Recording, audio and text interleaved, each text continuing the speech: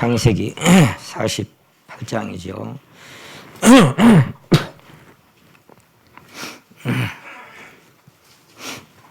15절 말씀만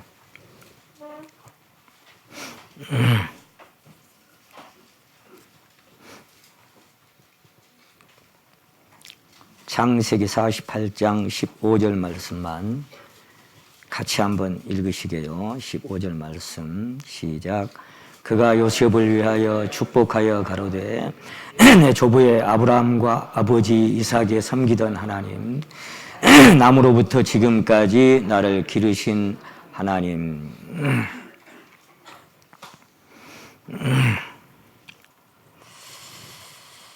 오늘은 나를 기르신 하나님이라는 주제를 가지고 함께 말씀을 대안하게 하셨습니다. 우리 그 453장 찬송에 보게 되면은 주는 나를 기르시는 목자요, 나는 주님의 귀한 어린 양, 푸른 풀밭 맑은 시냇물가로 나를 주야로 인도하시네, 이렇게 찬양을 드릴 때 그 주는 나를 기르시는 목자라는 그 기르심이라고 하는 그 단어가 거기에 포함이 되어 있는 것 같습니다. 이제 푸른 초장이나 쉴만한 물가로 인도하실 때도 있지만 때로는 눈물 골짜기나 또 사망의 음침한 골짜기를 우리 가는 앞길에 허락하실 때도 있다는 것을 저희들이 익히 잘 알고 또 경험하고 있습니다. 여기 짤막한 한마디, 이제 이 주제가 여기 지금 기록된 대로 15절에 나의 남으로부터 지금까지 나를 기르신 하나님, 여기서 제목을 따서 나를 기르신 하나님이다, 이렇게 제목을 정하게 하셨습니다. 다른 말로 이렇게 보니까요, 이렇게 이 말씀이 버전이 되어 있어요. 나의 평생 동안, 나의 평생에 나를 돌보신 하나님이다, 이렇게 되어 있고요. 돌보신 하나님. 그런가 하면은 또 이제 나의 목자가 되어주신 하나님. 이제 뭐 같은 말씀이겠습니다만은 길러주신 하나님. 또 이끄신 하나님. 이렇게 되어 있습니다. 나의 평생 동안 나를 돌보신 하나님, 나의 목자가 되어주신 하나님, 나를 길러주신 하나님, 나를 이끄신 하나님.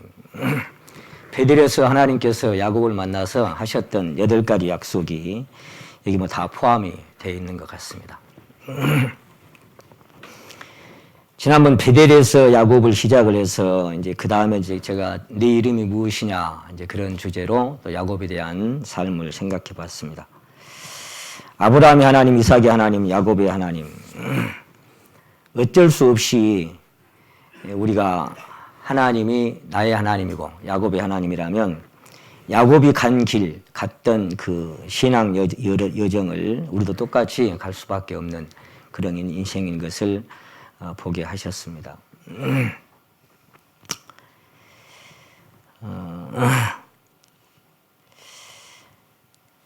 우리가 이 야곱의 하나님, 그러니까 자꾸만 이제 야곱만 생각하고 자꾸 멀리 느껴지는 그런 부분이 있는 것 같습니다. 십자가에서 야곱인 우리를 이스라엘로 바꿔주셨다, 이렇게 말씀을 드려도 그게 어떤 의미인지 자기의 신앙과 잘 접목이 안 되고 잘 접속되지 않은 그런 분들도 계시는 것을 보게 됩니다. 오늘 야곱이 누구냐, 오늘 이스라엘이 누구냐, 그걸 정확하게 우리가 알았을 때 이 야곱의 하나님이 나의 하나님인 것을 보게 되는 것 같습니다. 갈라디아 3장 29절에 보시면 너희가 그리스도께 속한 자면 아브라함의 자손이고 약속대로 유업을 이을 자다.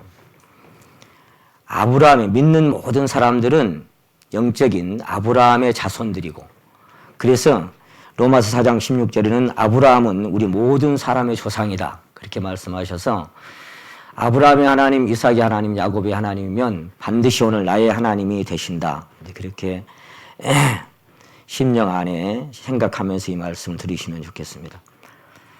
그 성경은 로마서 2장에 보시게 되면은 대저 표면적 유대인이 유대인이 아니요 표면적 육신의 할례가 아니라 오직 이면적 유대인이 유대인이며 할례는 마음에 할지니 신령에 있고 의문에 있지 아니하는 것이다. 그러니까 이 기록된 어떤 문자로 말미암아 받은 할례가 아니라 육신의 할례도 아니라 이 내면적 유대인이 유대인이다. 그러니까 진짜 야곱의 하나님이 나의 하나님이면 아브라함과 이삭과 야곱에게 하나님께서 베풀어 주신 은혜와 그 여러 가지 섭리들을 똑같이 나도 경험한 사람일 때 비로소 육신의 할례 받은 사람이 아니라 심령 안에 하나님의 영으로 할례 받은 야곱이고 아브라함의 자손이 아닌가 이렇게 생각해 봅니다. 그래서 그러면 오늘날 구원받고 거듭난 성도들은 진정한 야곱이고 진정한 이스라엘이다 그렇게 보면 되겠습니다. 야곱에게 대해 이제 묵상을 하다가 최근에 이 이스라엘이라는 이름을 가진 그 의미가 새롭게 또 이게 가르쳐 주시더라고요. 그러니까 저는 그냥 이스라엘을 이제 그냥 하나님과 겨루고 이기는 자다 그렇게만 봤는데 그런 뜻만 가지고 있는 게 아니라 히브리어 원어를 찾아보면 이스라엘이 어떻게 해석이 되는가가 최근에 와서 새롭게 이렇게 가르쳐 주셔서 제가 한번 정리를 해보겠습니다. 이스라엘이라고 하는 이 히브리어 단어를 분해를 하면은 이렇게 됩니다.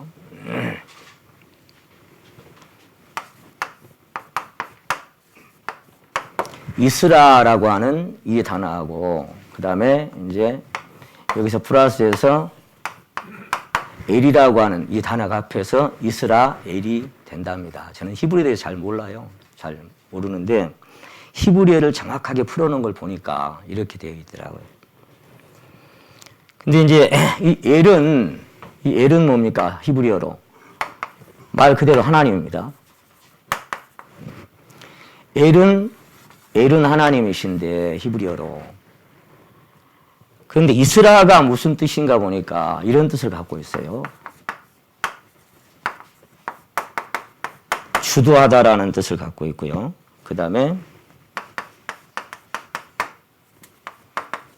다스리다 또는 통치하다 이런 뜻을 갖고 있더라고요. 그리고 이제 여기에 함께 포함된 것이 지난번에 말씀드린 것처럼 이기다라는 뜻도 갖고 있었습니다. 그러니까 이걸 이스라를 따로 이렇게 해석을 해보고 그 다음에 예를 붙이니까 이제 어떤 뜻이 나오게 되냐면은 하나님이 너를 주도하다 이런 뜻을 갖고 있고 하나님이 너를 통치하다 이런 뜻을 갖고 있고요. 그리고 이제 하나님이 너를 어째 다스리다 이런 뜻을 갖고 있고 하나님이 너의 삶을 통해서 이기신다 이런 뜻을 갖고 있었습니다. 참 놀랍더라고요. 저는 이것을 히브리어가 이렇게 나누어져서 풀이가 된 것을 전혀 몰랐어요. 그런데 이 히브리어가 갖고 있는 이 나눠서 분리를 해서 이거를 종합을 해보니까 하나님이 지금부터 네 인생을 주도하겠다 이런 뜻을 갖고 있고 하나님이 네 삶을 통치하겠다. 너의 모든 삶을 내가 다스리고 그 속에서 내가 이기겠다. 이런 뜻을 갖고 있어요.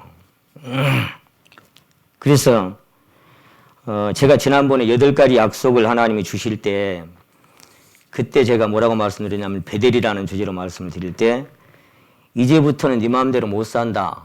그런 뜻도 포함되어 있다고 그랬죠. 그리고 이제 너는 내가 이끄는 대로 살 수밖에 없다. 그런 뜻이 포함되어 있다. 그랬는데 그게 이렇게 풀어지니까 명확하게 풀어져요. 이제부터는 네 마음대로 네 뜻대로 네 원대로 못 살아. 그리고 그 사람의 그 삶 속에 모든 환경이나 삶을 주도하고 다스리고 통치하고 그렇게 이끌어 가다가 결국은 하나님이 너를 떠나지 않겠다고 한 약속대로 마지막 한 걸음까지 하나님의 손에서 그렇게 통치되어지는 그런 삶이 이스라엘이라고 하는 그런 이름을 가진 삶인 것을 봤습니다. 참 놀랍지 않습니까? 하나님이 주도하는 생애, 하나님이 통치하는 생애, 하나님이 다스리고 하나님이 이끄시는 생애, 이런 생애를 이 야곱은 살아갔던 것입니다. 그러니까 이런 과정을 통해서 지금 여기 15절 다시 한번 보시겠습니다. 내 조부 아브라함과 아버지 이삭이 섬기던 하나님. 그 다음에 같이 한번 또 읽으시게요. 시작. 나의 나무로부터 지금까지 나를 기르신 하나님. 참.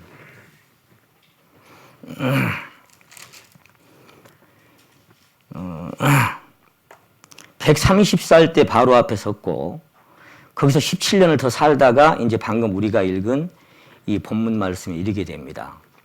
그러니까 거기 47장 28절에 보시면 47장 28절에 보시면 야곱이 애굽 땅에 17년을 거하였으니 그의 수가 몇 살이에요? 147세. 그러니까 하나님이 주도해서 이끌어 가시는 야곱의 생애가 몇 년 동안이에요? 147년 동안을 하나님이 이 인생을 이끌어 가셨다. 그런 이야기가 되는 겁니다. 그러니까 한번 생각해 보세요. 나의 출생하면서부터 시작해서 그 말이잖아요. 나의 태어나면서부터 시작해서 그 말이잖아요. 사실은 영원 전부터 하나님께서 섭리하셨지만 탄생하는 순간부터 지금까지 그랬으니까 147년인 거예요. 147년 동안을 하나님이 그를 어쨌다? 하나님이 길러 오셨다 그 말이에요.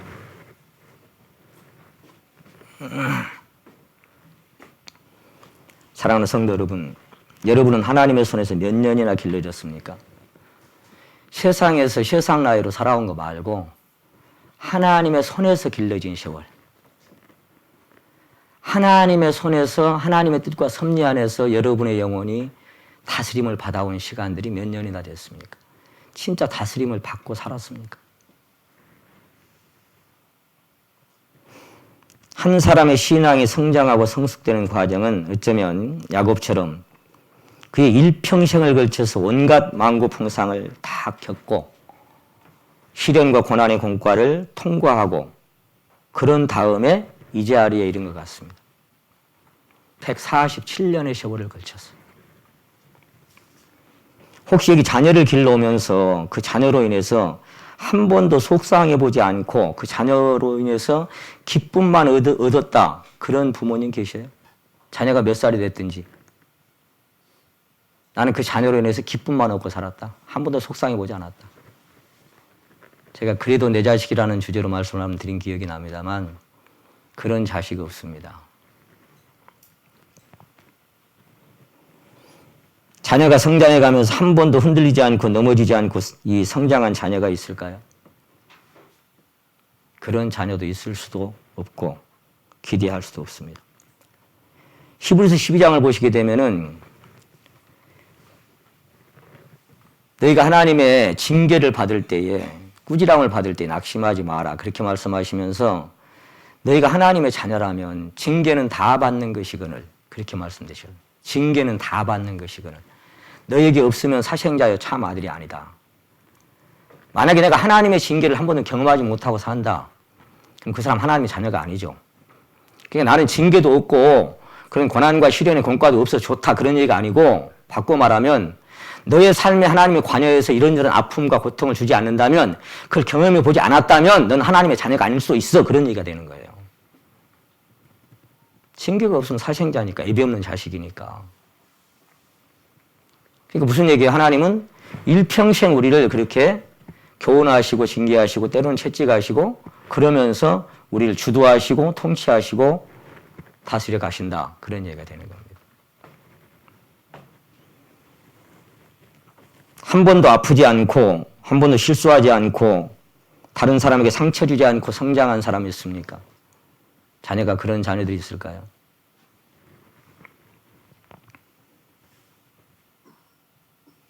성도 여러분, 그렇게 아름답게 철들어가고 성장해가고 있습니까? 저는 돌아보면 여전히 야곱인 것을 날마다 자백할 수밖에 없는 인생인 것을 발견하게 됩니다. 그래서 주님께 죄송하고 성도 여러분 앞에 죄송할 때가 참 많습니다.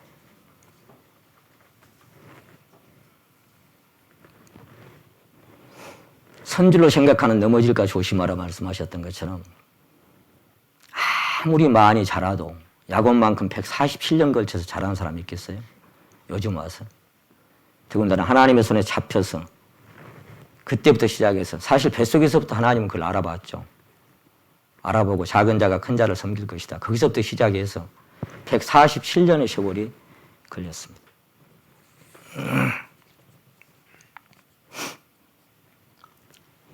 베델에서 하나님을 만난 후에 제가 첫날 베델이라고 하는 베델에서라는 제목으로 말씀드릴 때 그는 모태교인이다 그랬죠. 모태교인. 태어나면서부터 모태교인으로 태어나서 처음으로 하나님을 만날 때가 베델이었어요.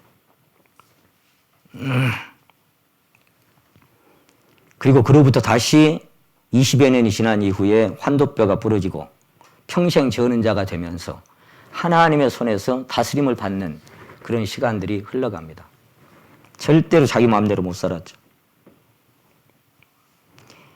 이스라엘이라는 이름을 얻게 된 것이 지난번에 말씀드린 것처럼 내 자신이 야곱이라고 하는 사실을 발견하고 고백할 때 내 이름이 야곱입니다. 정말 지렁이 같고 추잡하고 찌질하고 거짓말장애, 남을 속이는 자, 그런 자가 이기는 자로 바뀌어지기까지 20여 년 세월이 지났습니다. 그리고 그렇게 바뀌어졌지만 그의 생애는 여전히 고난의 연속이었습니다. 그 뒤로도. 그렇게 바꿔져서 그 다음에는 평탄한 길이냐? 절대로 그렇지 않아요. 똑같은 실수와 똑같은 두려움과 똑같은 의심과 똑같은 고통 가운데 147년이라고 하는 세월이 맞춰지기까지 그런 세월을 계속 갔어요. 사람이 어느 순간 뭘 깨닫고 한번 달라졌다고 그것이 온전하게 다른 삶으로 이렇게 딱 뒤집어지면 참 좋겠는데 안 그래요. 성경상으로 보면 안 그래요. 끝까지 다루심을 받을 수밖에 없는 그것이 우리 내 인생인 것을 야곱을 통해서 다른 성도도 마찬가지겠습니다. 오늘 우리 야곱에 대해서 얘기하고 있으니까요. 그렇게 밝혀집니다. 그가 만고풍상을 다 겪은 후에 130년 세월이 지난 다음에 그래서 그때 이제 성장의 과정을 조금 맛보지요. 그리고 바로 앞에 섰을 때 그 앞장 봅니다. 우리가 참 잘 아는 이 자백을 47장 7절부터 보시면 요셉이 자기 아비 야곱을 인도하여 바로 앞에 서게 하니 야곱이 바로에게 축복하매 바로가 야곱에게 묻되 네 연세가 얼마뇨? 9절 말씀을 같이 한번 읽겠습니다. 시작. 야곱이 바로에게 고하되 내 나그네 길의 세월이 130년이니이다. 나의 연세가 얼마 못 되니 우리 조상 나그네 길의 세월에 미치지 못하나 험악한 세월을 보내었나이다. 이제 여기가 지금 뭐냐면은 130년. 130년의 세월이 지난 이 시점에서 이 야곱의 자백. 무슨 세월을 보냈다고요? 예, 험악한 그랬어요. 험악한 세월을 보냈습니다. 이게 다른 말로 하면은요. 짧게 살았지만 고통스러운 삶을 살았습니다. 이렇게 되어 있고요. 그 다음에 이렇게도 되어 있어요. 고달픈 삶을 살았습니다. 이렇게 되어 있고요. 또 다른 성경에 보니까 짧고 불행한 삶을 살았습니다. 이렇게도 되어 있습니다. 그러니까 거기서 17년 동안은 그래도 이제 하나님의 영 안에 온전히 품기는 그런 시간이 있었죠. 근데 그 전에 130년간 살아온 세월은 험악한 세월을 보냈습니다. 고통스러운 삶을 살았습니다. 고달픈 삶을 살았습니다. 짧고 불행한 삶을 살았습니다. 그러면 아까 여기서 이스라하고 이 애를 붙여보니까 이런 뜻이 된다 그랬죠.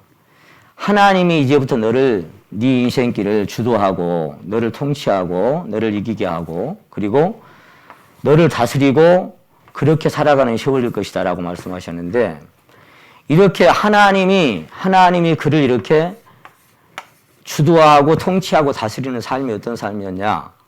험악한 세월이고 고달픈 세월을 살았고 그리고 고통스러운 삶을 살고 짧고 불행한 삶을 살아왔더라. 이렇게 자백을 해요. 여러분의 삶은 이런 삶과 전혀 상관이 없습니까? 평안하고 행복하기만 하십니까?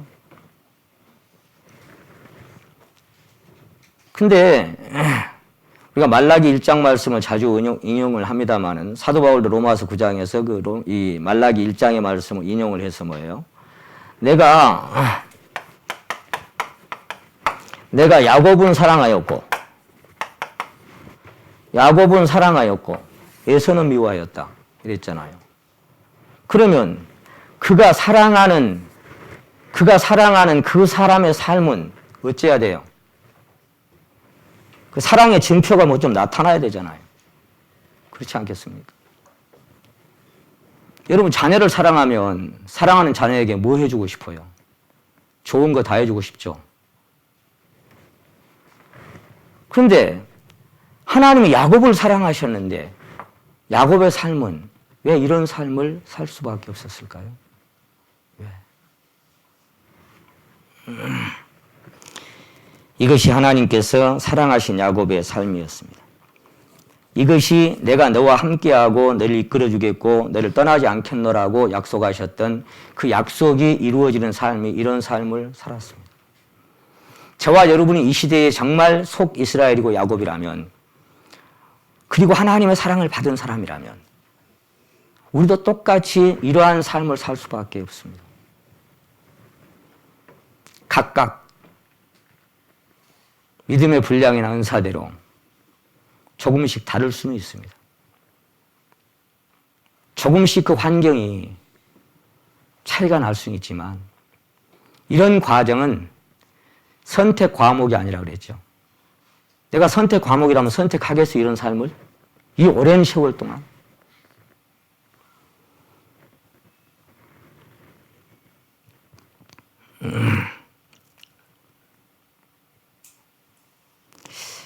하나님의 이끄시는 이 야곱의 삶은 어찌 보면 하나님의 집에서, 베델이 하나님의 집이잖아요. 새롭게 시작해서 살다가 다시 베델로 돌아가는 삶이다, 그렇게 볼 수 있습니다. 35장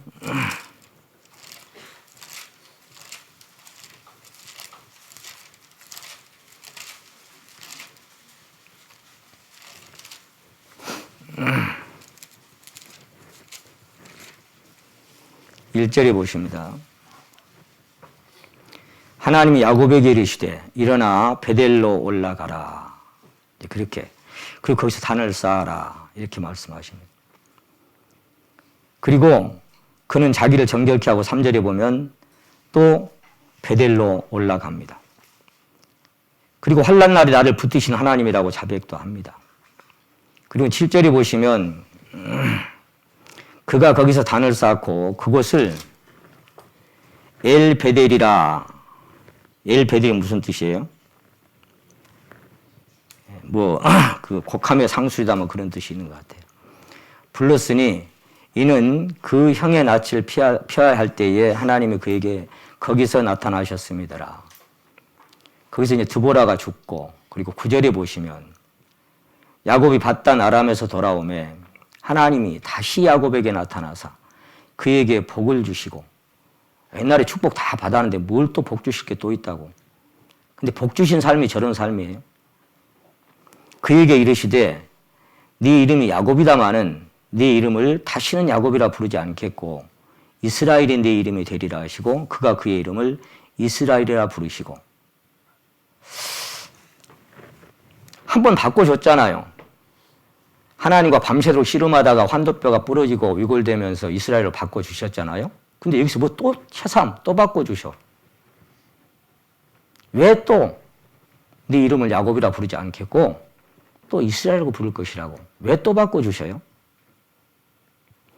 그리고 그는 거기서 14절에 보시면 하나님이 이제 거기서 떠나 올라가시고 13절에는 14절에 야곱이 하나님이 자기와 말씀하시던 곳에 기둥 곧 돌기둥을 세우고 그 위에 요잿물을 붓고 또 그 위에 기름을 붓고 하나님이 자기 말씀하시던 곳의 이름을 뭐라고요?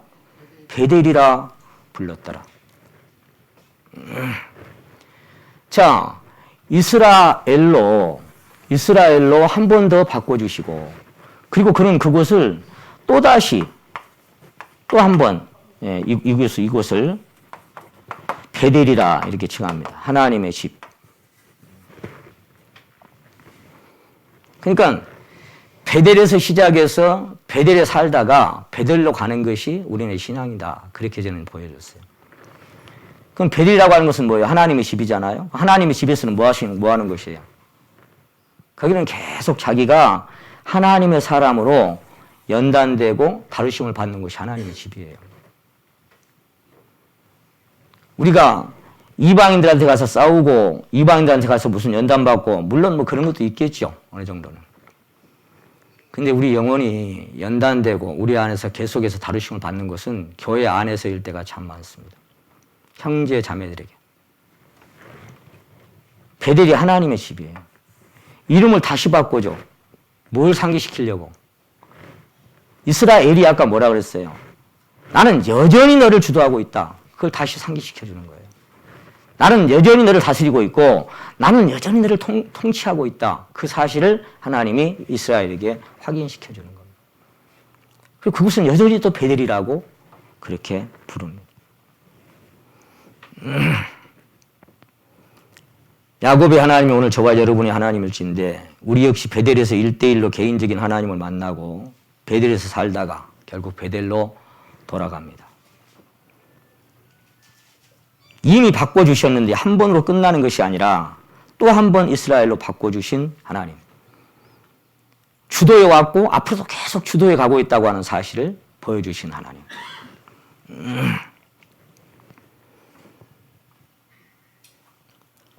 야곱은 그곳 이름을 다시 베델이라 명하고 20여 년 전에 베델에서 새 출발할 때는 혼자였지만 여기서 출발할 때는 거기 16절에 보니까 이제 가족들과 함께 가죠. 처음에 베델에서 하나님 만났을 때는 1대1로 혼자 만났고 그 뒤에 하나님의 집에서는 어때요? 이제 같은 가족들과 같이 출발합니다. 그리고 가족들을 통해서 이제 온갖 또 여러 가지 시련을 겪는 것이 베델이었습니다.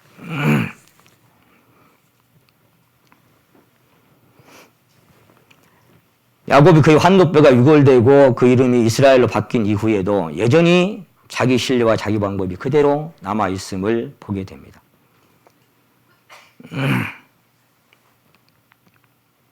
저는 이제 그 33장 1절에 보시면 그런 내용이 나오잖아요. 여기를 보면서 참 이상하다는 생각이 들 때가 있었어요. 야곱이 그 길을 진행하더니 하나님의 사자가 그에게 만나서 그를 만나줬잖아요. 그리고는 형 에서에게 사람을 보내서 이제 형을 한번 만나고 통과를 해야 되니까 그렇게 보냈는데 은혜 받기를 원한다라고 전가를 전하는데 그 사자가 돌아와서 6절에 보면은 사자들이 야곱에게 돌아와 가로되 우리가 주인 형 에서에게 이른즉 그가 400인을 거느리고 주인을 만나려고 오더이다.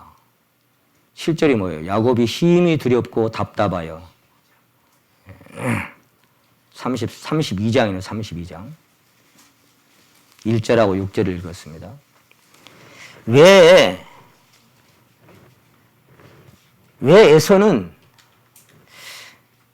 이제 만나서 이렇게 딱 야곱을 대하는 거 보니까 그냥 가서 포옹했잖아요. 그러니까 이미 마음에 용서를 했어요. 오래전에 있었던 그런 야곱의 그 잘못을 용서를 했는데 왜 하필 400명이나 거느리고 왔을까? 그런 퀘스천이 자꾸 들었어요. 동생 만나러 가는데 뭐 그리 많은 사람이 필요해요? 아, 4사람만 같이 가도 되고 10사람만 같이 가도 되지. 무슨 400명이나 거느리고 갑니까? 동생 만나러 가는데.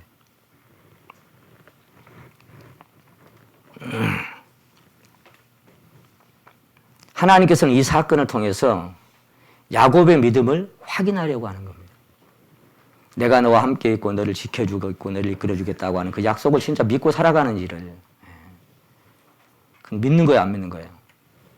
안 믿는 거예요. 여전히 두렵고 답답하고 그 밑에 11절에 보면은 그냥 와가지고 처자를 쳐서 죽일까 봐서 겁을 내고, 그리고 그 다음에 이스라엘로 바꿔준 이후에도 또 디나가 강간을 당하고, 그리고 그 헤겜 족속들이 와서 우리를 다 죽여버릴 것이라고 또 겁을 내고 또 두려워합니다.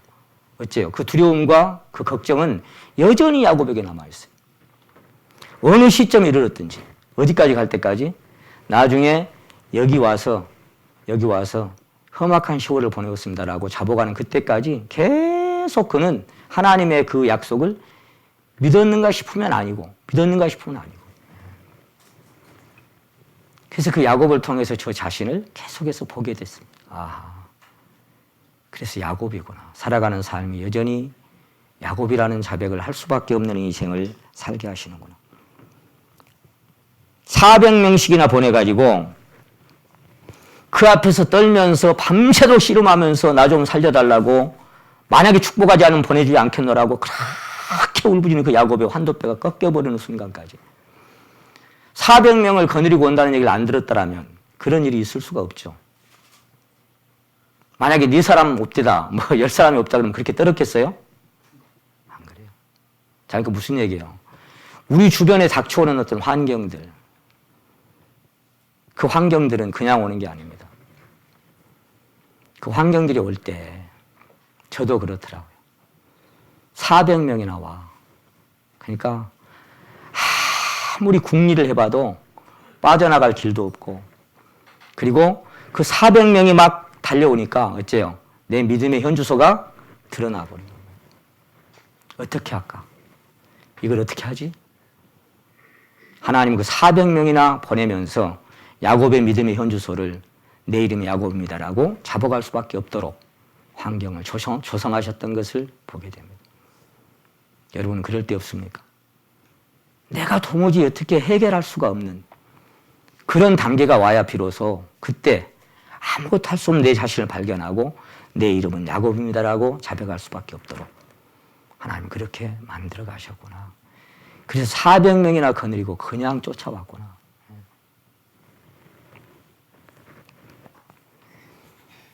그런 두려움과 그 마음의 답답함이 올 때 비로소 자기가 믿음 없음을 자복하게 됩니다. 그래서 제 이름은 여전히 야곱으로 살 수밖에 없는데, 그런 하나님 편에서 볼 때는 여전히 하나님이 주도하고 다스리고 통치하는 인생인 것을 발견하게 됩니다.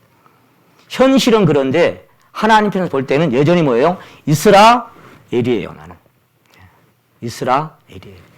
하나님이 주도하는 그런 인생길을 제가 걷고 있음을 확인하게 되는 거예요. 저와 여러분이나 그런 면에서 볼 때는 동일하다고 생각합니다. 야곱은 조금도 변하지 않았습니다.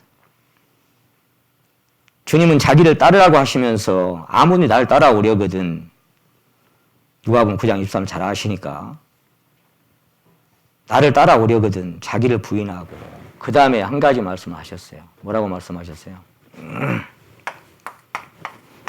저는 이 표현을 볼 때마다 날마다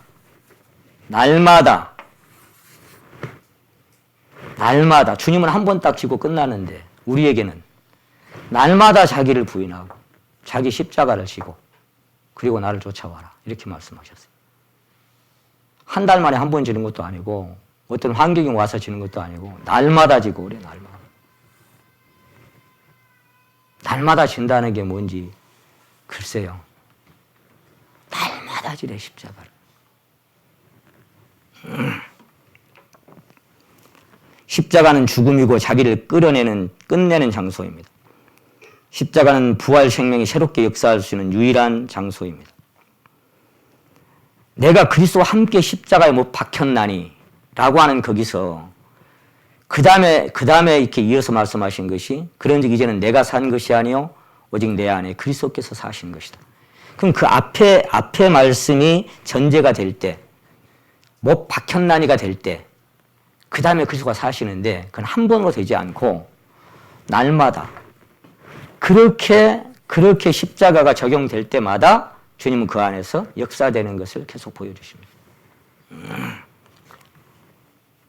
한 번으로 끝나는 것이 아니라 끝까지 우리 인생의 마지막 한순간까지 날마다라고 자꾸 말씀하셨어요.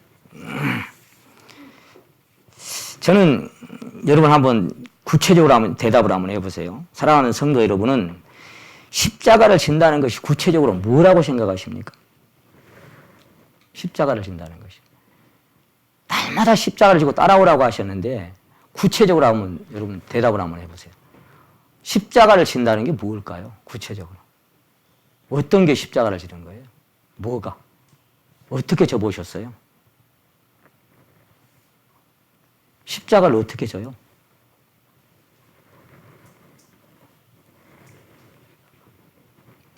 자기 스스로 십자가를 질 수 있을까요?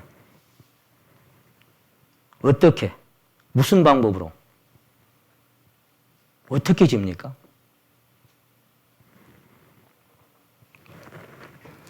십자가를 지는 것은 여기 잡으시고 고린도 후서 4장 우리 잘 아시지만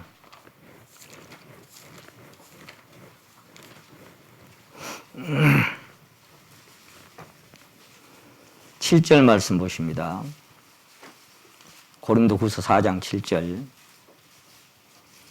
우리가 이 보배를 질그릇에 가졌으니 이는 능력의 힘이 큰 것이 하나님께 있고 우리에게 있지 아니함을 알게 하려 함이라. 우리가 사방으로 우겨싸움을 당하여도 쌓이지 아니하며 답답한 일을 당하여도 낙심하지 아니하며 핍박을 받아도 버림받지 아니하며 거꾸러뜨림을 당하여도 망하지 아니하고 우리가 항상 자 여기서 10절에서 우리가 며칠마다 항상 예수 죽인 것을 몸에 짊어짐은 예수의 생명도 우리 몸에 나타나게 하려 함이라. 우리 산자가 항상 예수를 위하여 죽음에 넘기움은 예수의 생명이 또한 우리 죽을 육체에 나타나게 하려 함이니라. 그런즉 사망은 우리 안에서 역사하고 생명은 너희 안에서 하느니라. 이러한 삶은 누구를 위해서 이렇게 사라지는 삶이냐면은 예수를 위하여 사라지는 삶이라고 11절에 말씀하십니다. 예수를 위하여 사라지는 삶이 이런 삶이다. 그런데 이 몸에 짊어진다고 하는 것이 그 앞에 보면은 어떤 것이 몸에 짊어지는 거냐면 8절에 보면 사방으로 우겨싸움을 당하고 그 다음에 답답한 일을 당하고 핍박을 받고 거꾸로뛰임을 당하고 이런 삶을 몸에 짊어지는 십자가의 삶이라고 그것을 항상 지고 간다고 그렇게 말씀하십니다. 다시 한번 생각해 봅니다. 십자가를 어떻게 져요? 내가 스스로 만들어서 져요? 어떻게 스스로 져요? 자기 스스로 자기가 부인이 됩니까?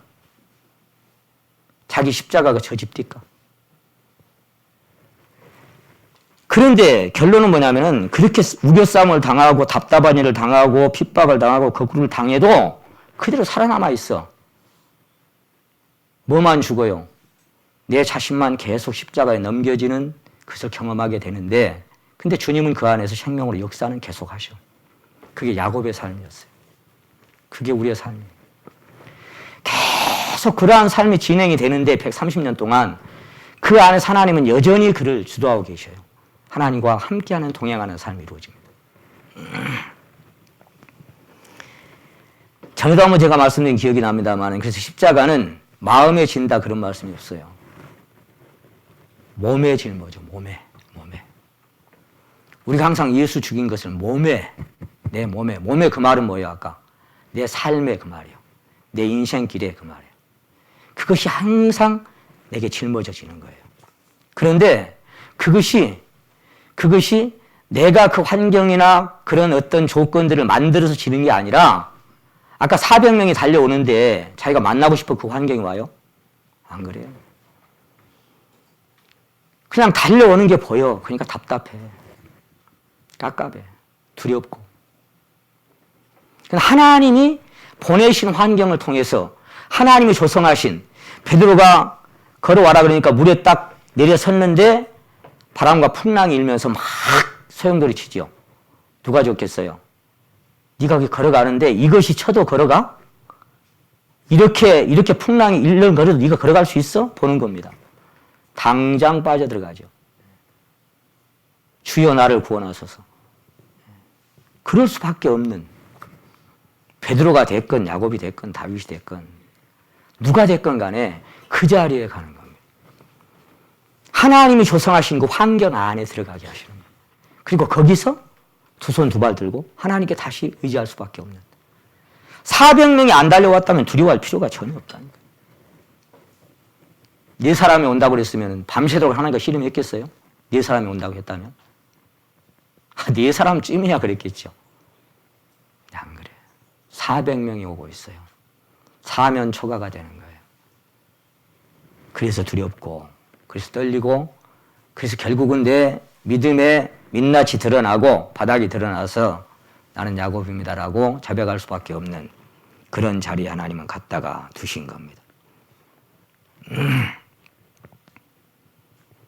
사도 바울은 고린도서 11장에서 그렇게 얘기합니다. 내가 살아가는 삶은 강의 위험을 당하고 강도의 위험을 당하고 동족 같은 이스라엘 민족 동족의 위험을 당하고 이방인의 위험을 당하고 시내의 위험을 당하고 광야의 위험을 당하고 바다의 위험을 당하고 거짓 형제 중의 위험을 당하면서 간다. 그게 사도 바울의 삶이었어요. 안 당하고 피해가는 삶이 아니라 당하고 가는데 뭘 당하냐. 답답한 일을 당하고 핍박을 당하고 거꾸로 뛰임을 당하고 강의 위험을 당하고 강도의 위험을 당하고 이방의 위험을 당하고 신의 위험을 당하고 광야의 위험을 당하고 동족의 위험도 당하고 그중에 거짓 형제들의 위험도 당하고 바다의 위험도 당하고 간다. 그게 삶의 십자가예요. 그것을 그 환경 속에 집어넣어서 경험하고 가게 하시는 거예요. 근데 그것을 통해서 하나님은 십자가에 자기 자신이 무너질 수밖에 없도록 만들어 가시는 거예요. 자기 자신의 민낯이 드러나도록 만들어 버리는 겁니다. 그러니까 사람은 진 에드워드 행제님이 고백했던 것처럼 이제 곧 봄이 옵니다. 따사로운 봄 향기나 꽃향기나 부드러운 빗방울을 통해서 거대한 화강한 그 단단한 반석이 변화되는 모습을 본 적이 있는가? 결코 그런 일은 일어나지 않는다. 사람이 좋은 환경, 만사 형통, 평탄한 길을 통해서 그 사람이 변화되어가는 성도를 본 적이 있는가? 그런 일은 결코 일어나지 않는다. 그 화강한 바위가 그 모양을 변해가려면은 항아리가 깨져서 다른 그릇으로 변하는 것처럼 반드시 부서져야 되는데 뾰족한 정과 망치를 맞지 않고는 결코 쪼개질 수 없다. 다른 모습으로 바꾸어질 수가 없다. 그랬어요. 그래서 정과 망치는 필연이다. 그렇게 했던 것처럼 우리의 삶은 야곱처럼 그 환경을 통해서 마지막 이 단계까지 가는 겁니다. 계속.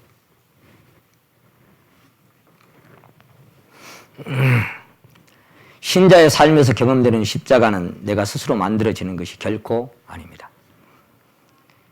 주께서 신자의 삶에 크고 작은 시련과 고난을 허락해서 그를 죽음의 자리로 내몰아가는 것입니다. 그러므로 십자가는 스스로 지는 것이 아닙니다. 하나님이 지워주신 것입니다. 주님도 마찬가지죠.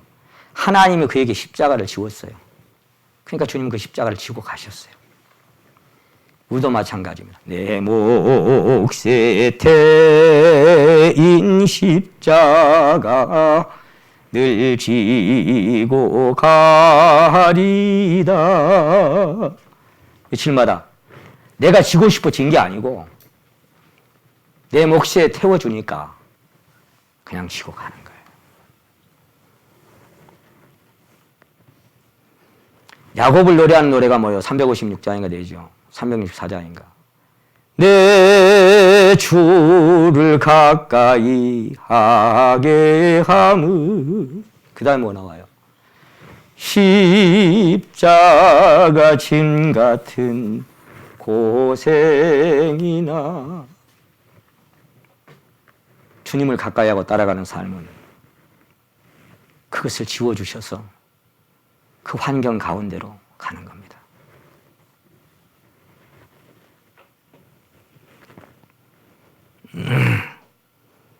내가 죽음의 자리에 몰려질 때 주님은 거기서 심령에 비로소 역사하는 것이 느껴집니다. 십자가는 내가 실패한 자리에 주님이 역사하시는 증거입니다. 십자가는 내가 약할 때 주께서 강하게 역사하시는 그런 경험입니다. 그럼 주께서 신자의 삶의 넘어짐과 고난을 필연으로 허락하시는 것입니다. 제가 처음에도 여쭙습니다마는 자녀가 아까 이제 147년이라고 그랬잖아요. 성장을 해가면서 아직 한 번도 넘어가 보지 않고 한 번도 속상해 보지 않았다면 걱정 마세요. 앞으로 또 있어요. 저도 참 키워보니까요. 구영진이, 구성진이 여기 한 놈 와 있습니다마는 얼마나 말을 잘 듣는지 몰라. 하동에 살 때 제일 앞자리에 항상 앉았어요. 제일 앞자리에. 말씀 지금 1시간 좀 2시간이 지나도 꼼짝 않고 말씀 다 들었어요. 암송도 잘하고 찬양도 잘 따라하고. 그래서 맨날 어른들한테 칭찬받고 아이고 이 녀석들은 너무너무 아이고. 이제 조금 이제 지나면서 제가 자네들 중학교 2학년 때 서울로 왔거든요. 감당할 수 없는 단계가 옵니다. 감당할 수 없는 단계. 어제도 저기 남자는 갔다 오다 그러더라고요. 강요령 제가 운전하고 왔는데 우리 아버지는 나를 한 번도 때린 적이 없어요. 그래요. 그래서 한 번도 맞아본 적이 없대요. 그냥 와 대단한 아버지였구나. 근데 뭐라는 줄 알아요? 아버지 앞에 가면 내가 얼어붙어요. 너무나 무서워서. 그런 무서운 아버지였대요. 그래도 영진이가 또 옆에서 얘기하는 거예요. 아버지 들었죠? 한 번도 안 맞았다 그러죠. 나는 뒤지게 맞았는데. 여러분, 이제 아직 어린 자녀들을 보고 이제 요즘 이제 이렇게 세대들 가끔 성도들 중에 그래. 얼마나 착하고 얼마나 우리가 말은 안 하죠. 그런 말을 하면 안 되니까. 이제 속으로 그러죠. 키워봐라. 그렇게 얘기합니다. 키워봐라. 속이 상하고 상하다 못해 썩고 썩어 문드러지고 찢겨지고 쪼개지고 그럽니다. 무슨 얘기 하려고 하는 거예요? 우린 자녀를 많이 키워봤자 뭐 욥처럼 10명 그 정도 키운 사람 잘 없잖아요. 근데 하나님은 자녀가 몇 명이에요? 하나님은 가지 많은 나무에 바람 잘 날 있어요? 전 세계적 수많은 자녀들, 그것도 한 사람 한 사람. 아유, 하나님의 속은 썩고 문드러지고 찢어지겠구나. 나 같은 놈 때문에 여러분은 알지 몰라요. 저 같은 놈 때문에 하나님의 속은 썩고 문드러지고 찢어지겠구나. 그런 생각을 참 많이 하게 됩니다. 그래서 많이 죄송합니다. 야곱이 그랬어요. 야곱이. 근데 여전히 하나님은 신약이나 구약이나 통틀어서 나는 아브라함의 하나님이고 이삭의 하나님이고 야곱의 하나님이다. 그렇게 말씀하죠. 이거 웬일이래요. 하나님 그걸 놓칠 수가 없어요. 놓을 수가 없어. 왜 그래요? 이유는 딱 하나밖에 없어. 너 사랑한다. 네가 어떤 모습일지라도 내가 너를 사랑하는 사랑은 변함이 없다. 그거 하나예요. 환난이나 기근이나 핍박이나 적시나 위험이나 칼이 오고 현재일 장래일 능력 높음 현재나 장래나 모든 것 어떤 피조물이 와도 그리스도 안에서 우리를 사랑하시는 그 하나님의 사랑에서 우리를 끊어낼 수가 없다. 그래서 동남풍아 불어라 서북풍아 불어라 하고 그냥 사는 거예요. 그러다가 또 흔들리면 넘어지고 그러다 또 발견한 건 뭐냐. 아하, 여전히 가지가 뿌리를 보존했던 게 아니구나. 내가 뭐 잘나 사는 게 아니고 여전히 뿌리가 가지를 지탱하게 해주고 살아왔구나. 또 발견하죠. 아, 여전히 너는 아무것도 아니었구나. 또 발견하게 되고, 그리고 또 발견하게 되고, 아, 모든 게 하나님의 은혜였구나. 하나님의 긍휼이었구나. 그래서 그런 자신을 발견하게 되면 형제자매 쳐다보면요, 나보다 못한 형제자매 한 사람도 없더라고요. 다 나보다 나아요. 다 저보다는 나아요. 그래서 죄송합니다.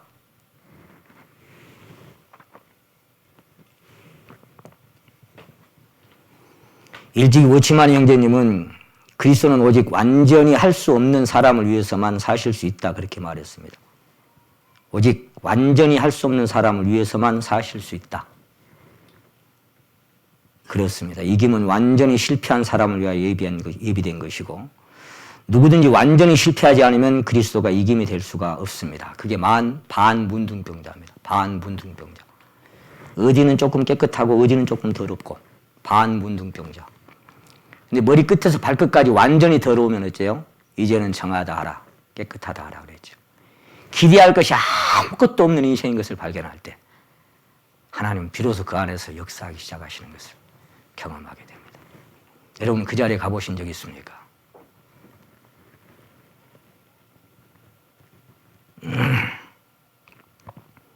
그러나 나는 할 수 있다고 말하는 것, 할 수 없다고 말하는 것과 하려고 노력하는 것은 별개일 수 있다, 그렇게 얘기했어요.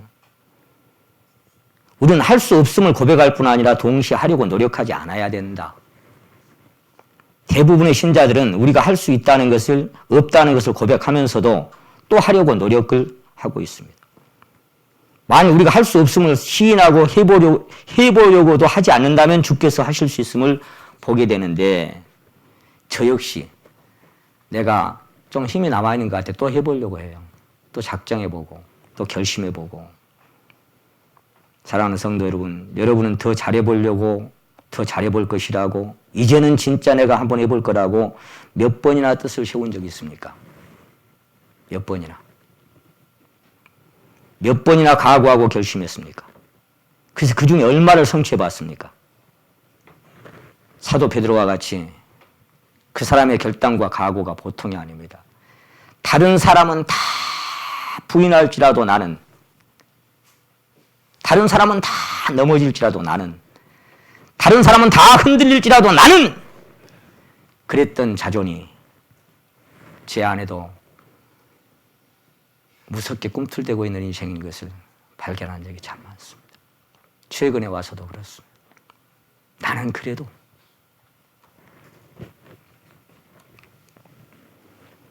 하나님은 저와 여러분에게 너는 아무것도 할 수 없는 존재라고 말씀하시는데, 그 평가를 정확하게 깨달아 알아듣는 자들은 아직도 참 소수인 것 같습니다. 다시 한번 말씀드릴게요. 하나님은 저와 여러분에게 너는 아무것도 할 수 없는 존재라 말씀을 하시는데, 그 평가를 그대로 정확하게 받아들이는 사람, 그렇게 깨달은 사람, 그렇게 자신을 발견한 사람은 참 소수인 것 같다. 자신을 잘 발견을 못해요. 십자가는 뭡니까? 십자가는 당신에게 절망했음을 표명하는 증표입니다. 십자가는 하나님께서 사람에게 대한 기대를 저버리셨다는 증거입니다. 십자가는 당신을 고치거나 개선시키거나 훈련시켜서 새롭게 할 수 없다는 것을 선언하는 것이 십자가입니다. 십자가는 당신이 끝났음을 확인시켜주는 것입니다. 당신은 오직 죽기에만 합당하다, 그 얘기예요. 너 구영석이, 너는 아무것도 할 수가 없어. 너는 죽기에만 합당해. 너에게 대해서 나는 아무런 기대도 안 해. 주님이 내게 말씀하시는 거예요. 너에 대해서 나는 단 일도 아무것도 너한테는 기대를 안 해. 그게 저에 대한 평가예요. 근데 저는 뭘 해보려고 하더라고요. 뭘 해보려고. 십자가는 당신이 끝났음을 확인시켜줍니다. 죽기에만 합당하다. 언제까지? 어제도 그렇고 오늘도 그렇고 앞으로도 영원히 그럴 것입니다. 넌 죽기에만 합당해. 다른 용도로 필요가 없어. 죽기에만 합당해. 그렇게 죽었을 때만 그것이 주님의 삶이죠. 나는 스스로 아무것도 할 수가 없다. 근데 아버지께서 내 안에서 그의 일을 하시는 것이다. 그것뿐이다. 저 배우지도 않은데 어떻게 글을 알아? 저 어떻게 저런 말을 하지? 아버지께서 내 안에 계셔서 그의 말씀을 하시는 것이다. 예, 주님은 늘 그렇게. 그래서 뭐예요?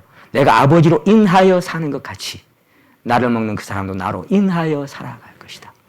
예, 그 원리가 지금도 똑같이 우리에게 적용되고 있어요.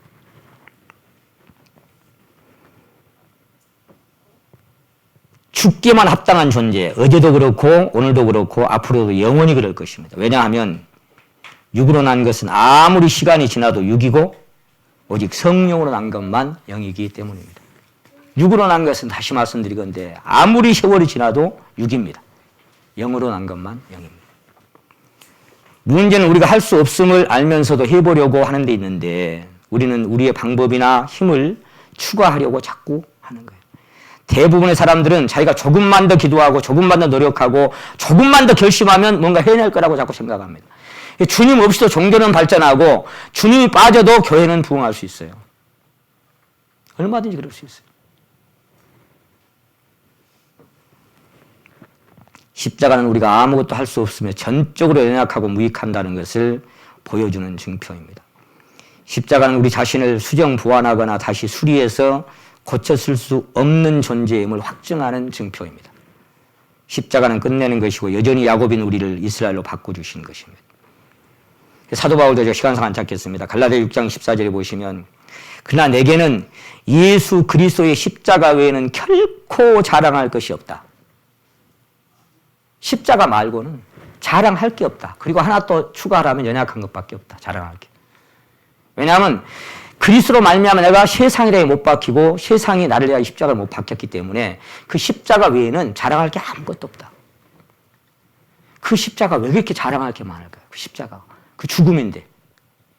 왜 그것이 그렇게 자랑거리가 될까요? 거기서만 생명은 역사하니까. 기묘하게도 대부분의 성도들은 그것을 잘 안다고 하면서도 또다시 결심하고 다짐하고 열심을 내면서 어느 정도 진보할 수 있을 것이라고 생각하는 경우가 허다합니다. 마침내 당신이 무엇을 할 수 있을 것이란 착각에서 벗어나서 자기 신뢰가 완전히 무너질 때까지 당신을 하나님은 다뤄가십니다. 저와 여러분을 그렇게 다뤄가실 것입니다. 야곱이 그 단계에 이르기까지 처음 말씀드렸죠. 하나님의 임재 안에 온전히 이르기까지 147년의 세월이 걸렸습니다. 모세는 80세에 떨기나 불꽃에서 하나님 만나고 다시 40년 세월이 빚어지고 120세에 느부산에 올라갈 때까지 수많은 다루심의 공과를 통과했습니다. 하나님의 손에서 수많은 시간 속에 자기 자신이 무너지고 신뢰가 무너지고 그런 공과를 통과한 자들은 하나같이 부르짖습니다. 뭐라고요? 한번 따라해 보십니다, 여러분. 주여, 주여, 보낼 만한 자를 보내소서. 다 그 말을 할 수밖에 없는 자리에 가게 해요. 나는 아니네요. 나는 아니네요. 보낼 만한 자를 보내십시오. 보낼 만한 자를. 아무리 생각해도 나는 아닙니다. 아무리 생각해도 나 같은 건 아닙니다. 하나님의 일에 폐가 되면 폐가 되지 유익될 게 아무것도 없는 인생입니다. 하나님, 나는 아닙니다. 보낼 만한 자를 보내십시오. 나는 못 가겠습니다. 누구나 하나님의 손에 이끌려 신앙의 여정을 걷다 보면 그 인생의 끝자락에 야곱처럼 고백하는 그런 순간이 도래하게 될 것입니다. 본 말씀 다시 한번 가봅니다. 창세기 48장 어느 단계 왔을 때 이 단계가 왔어요? 48장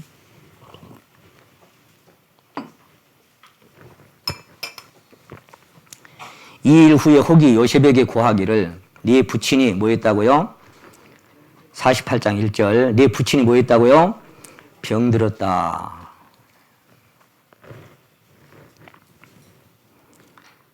(147세가) 됐으니 병 들만도 하겠지만 어쨌거나 병이 들었어요. 그리고는 10절에 보면 48장 10절에 이스라엘의 눈이 나이로 인하여 어두워져 보지 못하더라.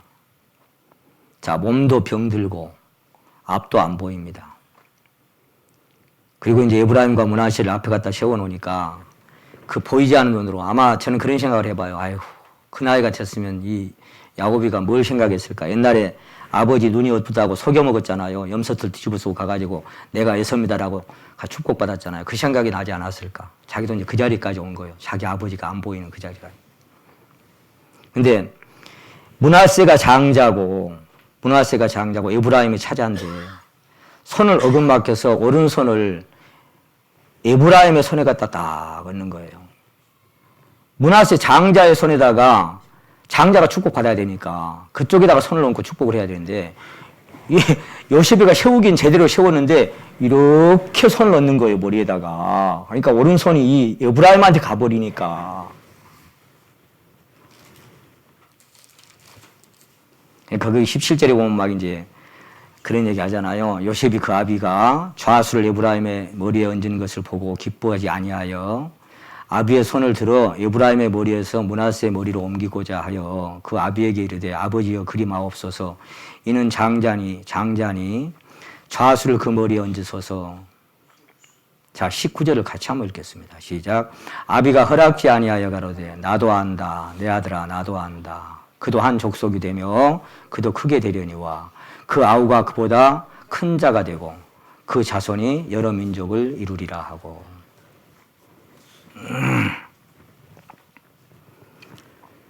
겉사람은 후패하고 이제 속사람이 새로워진 그 순간이 온 겁니다.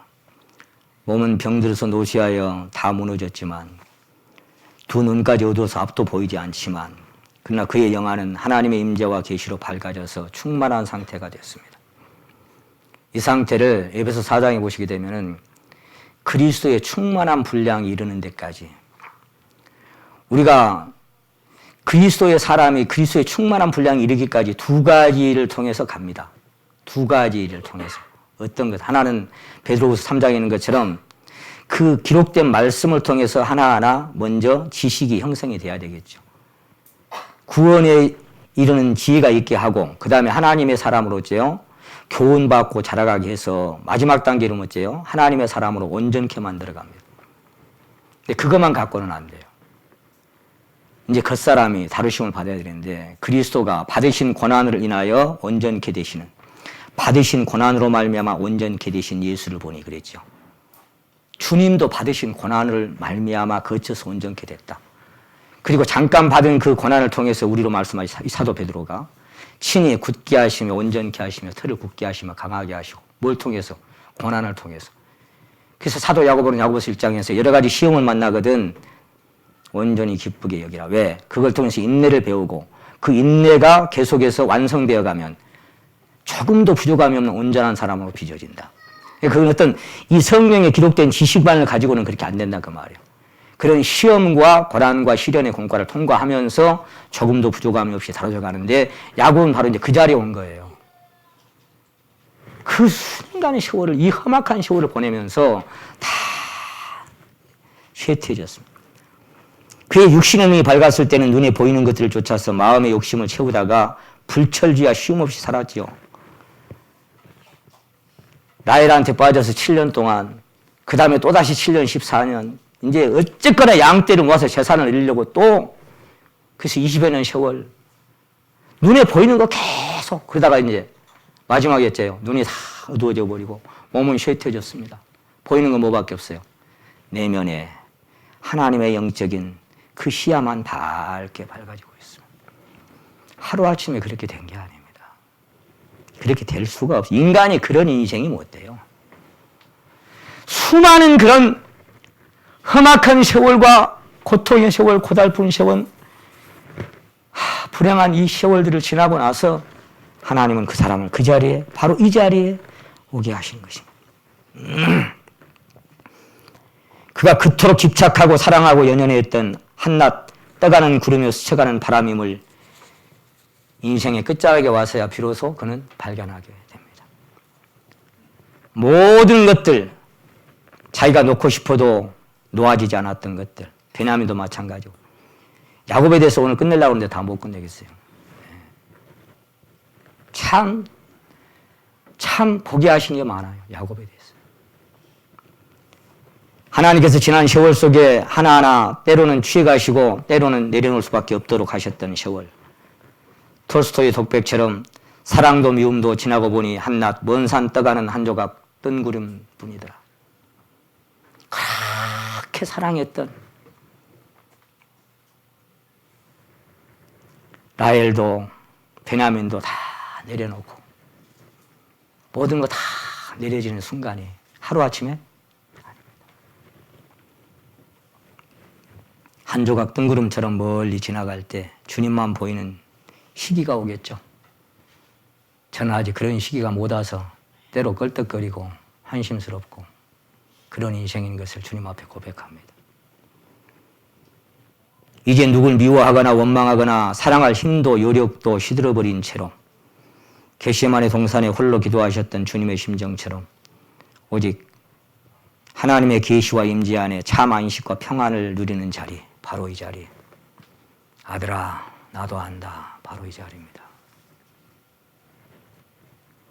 아무리 훌륭하고 총명한 요셉일지라도 비록 그 몸이 노쇠하고 눈이 어두워서 앞을 볼 수 없는 백발의 영성 앞에서는 감히 한치도 접근할 수 없습니다.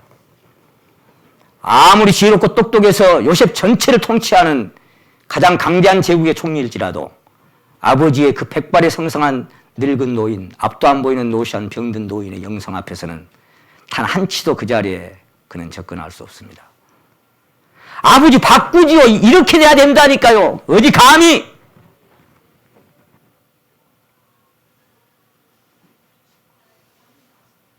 아들아, 나도 안다. 아들아, 나도 알아요. 나도 알아. 너 그렇게 똑똑하냐? 아들아, 물러서라. 나도 안다. 나도 알아. 그 자리 가기까지 147년의 세월. 저도 빨리 그 자리에 갔으면 좋겠는데 그게 내 마음대로 안 되니까.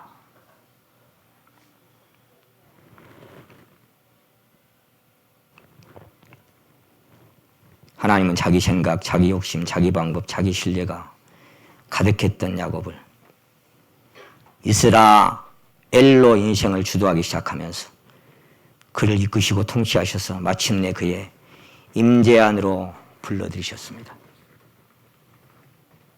한 군데만 찾아보고 마치겠습니다. 시편 66편.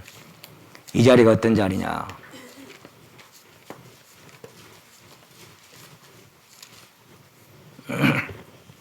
시편 66편 10절에서 12절까지를 같이 한번 읽으시겠습니다. 10절에서 12절까지 시작. 하나님이여, 주께서 우리를 시험하시되 우리를 단련하시기를 은을 단련한 같이 하셨으며 우리를 이끌어 그물에 들게 하시며 어려운 짐을 우리 허리에 두셨으며 사람들로 우리 머리 위로 타고 가게 하셨나이다. 우리가 불과물을 통과하였더니 주께서 우리를 끌어내사 풍부한 곳에 이르게 하셨나이다. 아멘. 야곱의 삶이 이것이었습니다. 이 풍부한 곳이 어딘지, 이 풍부한 곳이 바로 이곳입니다. 아들아, 나도 안다. 이 자리. 이것은 그냥 얻어지는 게 아니라 그 앞에 기록된 말씀처럼 그물에 들려서 아까 답답한 일을 당한다 그랬죠. 핍박을 당한다, 거꾸리춤을 당한다 그랬죠. 그런 많은 일들로 애통과 눈물을 쏟아내고, 그리고 12절에 사람들 우리 머리 위를 타고 가게 하셔요. 자존도 짓밟아버리고 모든 것 다 짓밟아버리고 자신의 민낯이 드러나게 하시고, 사람이 머리를 밟고 지나간다고 생각을 해보세요. 그 마음이 어떻겠는가. 그렇게 자기 신앙의 바닥을 다 드러내게 하시고 불과 물을 통과해서 태우고 답답하게 만들어서 마지막 그 자리 풍부한 곳에 드립니다.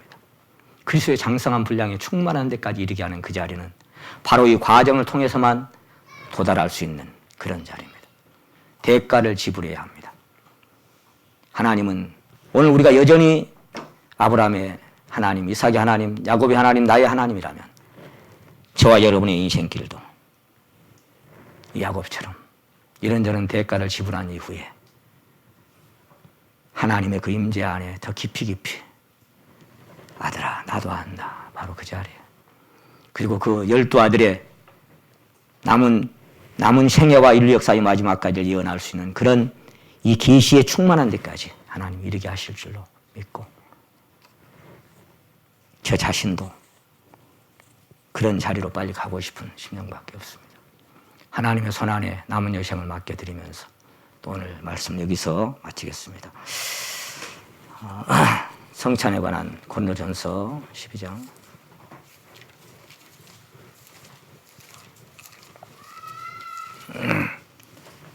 28절 여전히